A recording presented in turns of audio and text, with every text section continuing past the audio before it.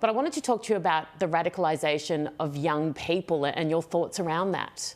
The problem is exactly that, the radicalization of young people. It's what they're being taught. No one's born hating. They're taught to hate. They're taught to be racist or whatever. And you radicalize someone to think someone's inferior. I mean, it's even proven that even gun control doesn't work because they'll find a knife, they'll find a car, they'll find a truck to drive through people. So it's a sad state of affairs when you can't just go outside in 2024 and enjoy yourself. You've seen firsthand the most radical, the most extreme, the most evil, and it was your job to try and stop it. If we don't stop this at the start, so when people are young and just being drawn into this world, what happens? Yeah, I've seen it before, and the issue is too.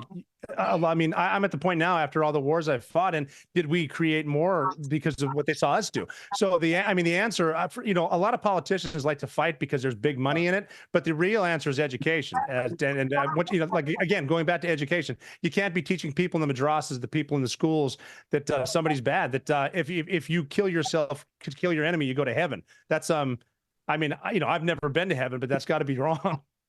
Now, with Osama bin Laden specifically, the reason I had you on late last year was this resurgence on TikTok of young people suddenly seeing him as almost hero-like, as opposed to the villain that we all know he is.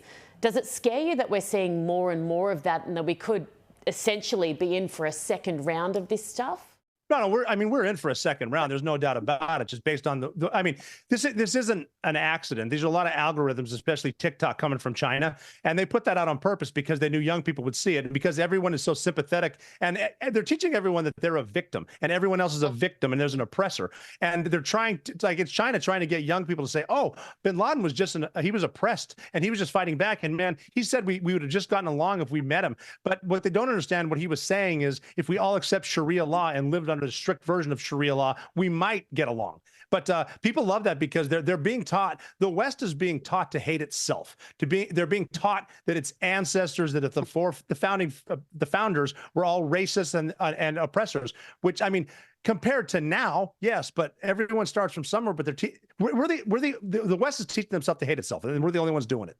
Yeah, you've absolutely nailed it. That's exactly right. And the same thing has been happening here in Australia, and it starts in preschool. I kid you not. And I want to ask you, when I see kids in the street protesting for Hamas, not even knowing what from the river to the sea means, or not understanding the history of the conflict, I'd never, ever have thought in my lifetime I'd see that happening. How is it happening?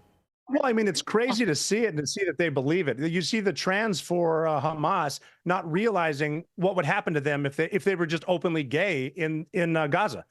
They will throw you off a building. That's what they do. They're not on your team, but they're being taught, that Israel's bad and that Hamas is good. And they don't know where it is. Like you said, they don't know which river, which sea. I've even seen protests where some white girl screaming fascist, fascist, and someone asked her, well, what's a fascist? Well, I don't know, but that kind of groups everyone together. Like, a lot of them have no idea what they're talking about. They certainly have never been there. I guarantee if you've been to Israel and you see the difference between Israel and Gaza, it's noticeable. Well said. Look, we're about to wrap up, but I want to ask you finally, a police officer here, Amy Scott is her name, Inspector Amy Scott.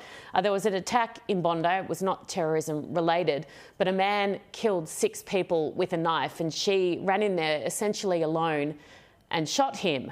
She's been lauded as a hero here in this country for obvious reasons, but what's to come for her would be quite complex, I'd imagine. And as someone like yourself who has, in the line of your duty, taken a life, what is down the track for her, or what advice would you maybe give her?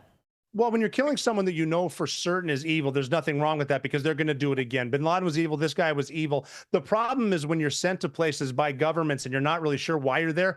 The further it goes on, you start to wonder, was that the right person, and would I have gotten along with them in a different place? So that does bother me. That's why it needs to be precise. We need to stop lying for political reasons. And if we need to use lethal force, it needs to be real and serious, and not for someone to get elected. Thank you so much for your time, Robert. Really appreciate it. Anytime. Thank you, Erin.